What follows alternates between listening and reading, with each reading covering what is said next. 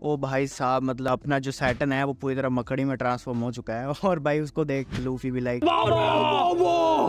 Last में Voda sense ने कुछ हमें खास बताया, और मेरे हमें लगता है कि वेगापंक मर चुका है। मुझे मतलब पक्का तो नहीं पता, बट हाँ उसकी हालत देख के ऐसे लगता है, क्योंकि उसे किजारू या सैटर्न में से किसी ने मारा है बहुत गंदे तरह दोबारा। तो वो पहले तो इंजर्ड था ही, अब तो भाई सोच ही सकता भाई, उसका बुढ़ा शरीर है, एक और पड़ गया उसको तो मर आ जाएगा पूरी तरह। अभी भी कैसे जिद्दा बचा होगा या नहीं वो मुझे आइडिया नहीं है। तो जो इस मांगा को फॉलो नहीं करते हैं, जो एनीमे देख रहे हैं, उनके लिए स्पॉइलर अलर्ट हो सकता है। मैंने ऑलरेडी बता दिया, वरना तुम देख के ये मत बोलना कि भाई तूने स्पॉइलर अलर्ट नहीं बताया। पहले मतलब ये वेगापंक बता रहे थे कि बहुत बड़ा थ्रेड था वर्ल्ड गवर्नमेंट के ऊपर, और अब बोनी बहुत बड़ा थ्रेड बन चुकी है, क्योंकि बोनी के पास है सारे पैसिफिक स्टार्स की परमिशन। इस वक्त बोनी जो है उसको सब टारगेट कर रहे हैं, जितने भी वॉइस एडमिरल्स हैं वो उसके पीछे जा रहे हैं उसे मारने के लिए। देखते हैं बोनी को हम डोरियन ब्रोगी बचा पाते हैं कि नहीं। चैप्टर की स्टार्ट करते हैं। चैप्टर स्टार्ट होता है एक सेक्सी से कवर पेज से, जहाँ पे सारी हमारी फीमेल क्यूटीज बैठी हुई हैं। और भाई ये उतना क्या कर रही हैं यहाँ। चैप्टर का टाइटल है अटेंशन वर्ल्ड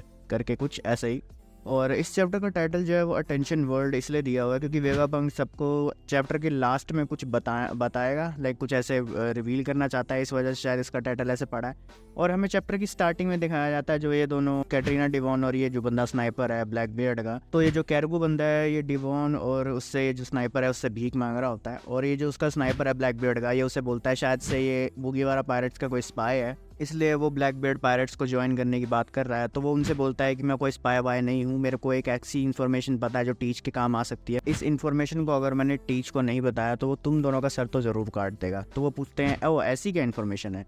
तो वो उन्हें बताता है कि जैसे कि एंशिएंट वेपन के बारे में जिन्हें गॉड्स का नाम दिया है, और जिसमें से पहला वेपन है वो है प्रिंसेस शिराहोशी फिशमैन आइलैंड की प्रिंसेस, और दूसरा वेपन है प्लूटोन जो कि है वानो कंट्री में। और ऐसे किसी कोने में एंशिएंट वेपन प्लूटोन दबा हुआ है वानो के, जिसके बारे में सिर्फ मैं जानता हूँ और स्ट्रॉ हैट्स जानते हैं। तो अगर तुम्हें इन्फॉर्मेशन चाहिए तो मुझे प्लीज टीच के पास लेके चले जाओ, ऐसे वो उनसे भीख मांग रहा होता है। और ये सब इन्फॉर्मेशन चिंता मत करो, मैं तुम्हें फ्री में बता दूंगा, मतलब ऐसे बोल रहा हूँ मैं वो, मगर तुम्हें उसके लिए मुझे पहले ब्लैक बियर्ड के पास लेके जाना पड़ेगा, ऐसे वो बोल रहा है। उसके बाद हम नेक्स्ट पैनल में देखते हैं कि जो पैसिफिक स्टार्स हैं वो अभी तक मरीन्स के ऊपर अटैक पे अटैक करी जा रहे हैं, उनकी सारी शिप्स वगैरह तबाह कर रहे हैं, और दो उनमें से सारे वॉइस एडमिरल्स हैं वो सब बोलते हैं कि यार इन्हें हम रोकने का कोई आइडिया नहीं निकाल सकते क्या। तो वो बोलता है कि जब तक वो बोनी जिंदा है तब तक हम इनके ऊपर कमांड नहीं इन्हें बता सकते, तो हमें पहले उस बोनी को एलिमिनेट करना पड़ेगा, तभी हमारे पास इनकी अथॉरिटी होएगी। वेगापंक ने हमारे साथ गद्दारी की है, लेकिन हमें कैसे भी करके ज्वेलरी बोनी को एलिमिनेट करना पड़ेगा। फिर एक वॉइस एडमिरल है, वॉइस एडमिरल कोई होता है वॉइस एडमिरल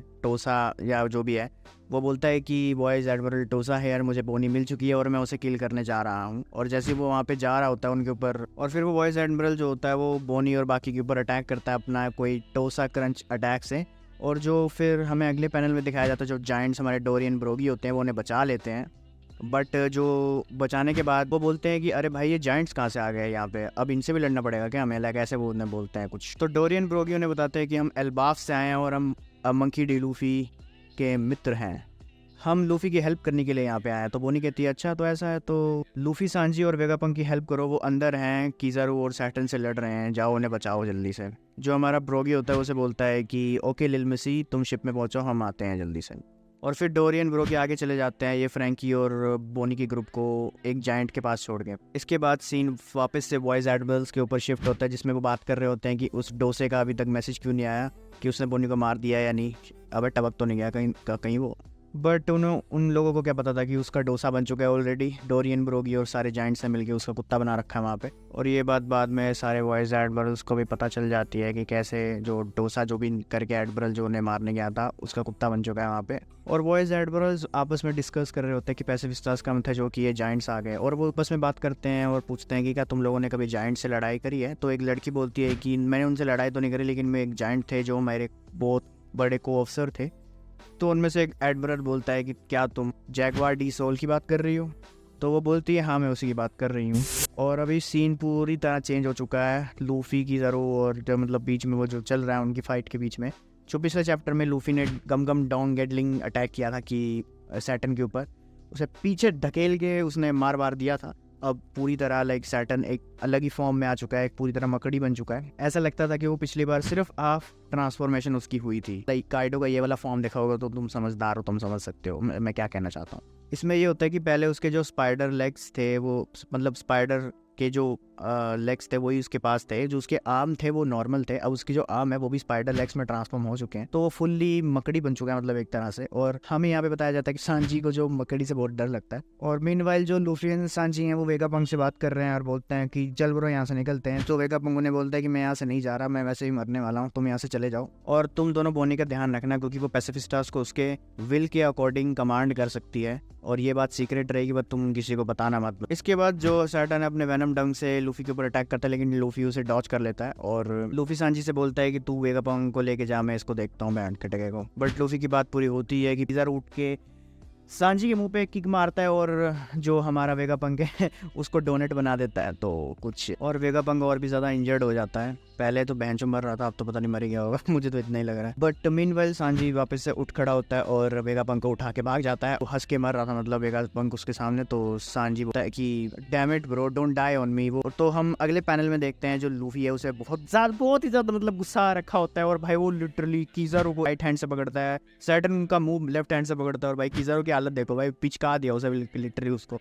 नेक्स्ट पैनल में हमको दिखाया जाता है जो सारे जितने भी टीवी हैं उसमें ऑटोमेटिकली एक ब्रॉडकास्ट स्टार्ट हो जाता है, जिसमें हमें वेगापंक दिखाया जाता है जो कि बोल रहा होता है कि mic check mic check mic check mic testing 1 2 3 1 2 3। और ये जो ब्रॉडकास्ट होता है वो पूरे वर्ल्ड में अनाउंस हो रही होती है, मतलब पूरे वर्ल्ड के जितने भी लोग हैं वो सब इसे देख रहे होते हैं। और उसके बाद वेगापंक बोलता है attention world, hello there, this is doctor Vegapunk, it is most humble scientific genius, जो भी ऐसे मतलब बोलता है कुछ। और मैं जानता हूँ कि ये सब सुन के तुम लोगों को शौक लगेगा, बट मैं एक ट्रुथ रिवील करने वाला हूँ इस वर्ल्ड के बारे में। और इतने में हमारा जो चैप्टर है वो खत्म हो जाता है। तो भाई जो चैप्टर था वो मुझे अच्छा लगा, ठीक लगा, बट यार मतलब इसमें फाइटिंग सीन बहुत कम था भाई, बहुत छोटा चैप्टर करते हैं यार रिलीज, बट चलो कोई बात नहीं।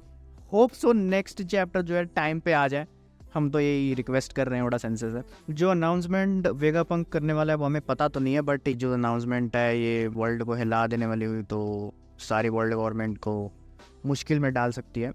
तो मुझे लगता है कि वेगापंक इसमें मर चुका है और वो अपने एगेड आइलैंड में ही मरना चाहता था आई गेस, जैसे उसने हंस के स्माइल दी मरते वक्त। और वेल हमें तो पता नहीं कि वेगापंक मरा है या नहीं मरा, लेकिन एडवांस में RIP लिख सकते हो कमेंट सेक्शन में। मैं वीडियोस बनाने में लेट हो गया, उसके लिए सॉरी। चैप्टर 1106 और 1107 की भी मैंने वीडियो बनानी थी लेकिन बना नहीं पाया अनफॉर्चुनेटली। अगर आपको अच्छे लगे तो मेरे चैनल को सब्सक्राइब कर सकते हैं, मेरे इंस्टाग्राम पेज को फॉलो कर सकते हैं। चलता हूँ, बाय बाय।